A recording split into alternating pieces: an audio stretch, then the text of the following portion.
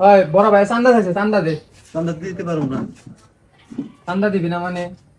এলাকায় ব্যবসা করতে হলে, মহল্লায় ব্যবসা করতে হলে আমাকে চান্দা দিতে হইব। চান্দা ভাই চান্দা চাইছে, তোর এখন চান্দা দিতে হইব। চান্দা দিতে পারবো না, জীবন দিতে পারবো দেশের নিয়ে, কিন্তু চান্দা দিতে পারবো না। বড় ভাই হলে কিন্তু তোর সমস্যা হইব। পাড়ে দেখে তোর বাবা রে, আমি একমাত্র উপরা সারা দিন কেটে বেড়াই না। আচ্ছা তোরা দেখে আনি মানে। আচ্ছা যা। তুই চান্দা দিলে না, তোরা দেখে আনি মানে। আচ্ছা তুই দিয়ে আনি যা। আমাকে লাগবে যেমনি মাথা মুথা নষ্ট করে লাগছে রে, মাথা মুথা নষ্ট করে লাগছে। কি হয়েছে ভাই? ওর কাছে ভাই চান্দা চাইছি, চান্দা দিব না। ও কয় আমার জান যাইব, কিন্তু আমি চান্দা দিব না। তোর বাইরে নিয়ে আইগা। কেরা কইছে রে? ওই দোকানদার। এই কথা কইছে? হ্যাঁ। এই শুনে মাছ পাগল না। ভাই দাঁড়া।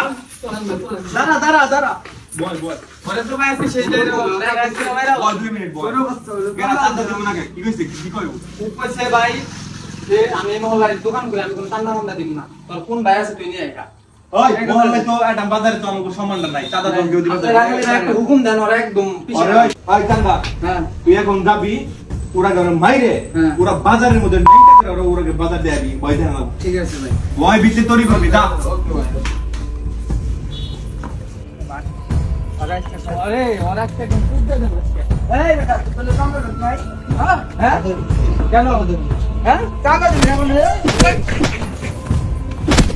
চান্দা দিবি না মানে? ওই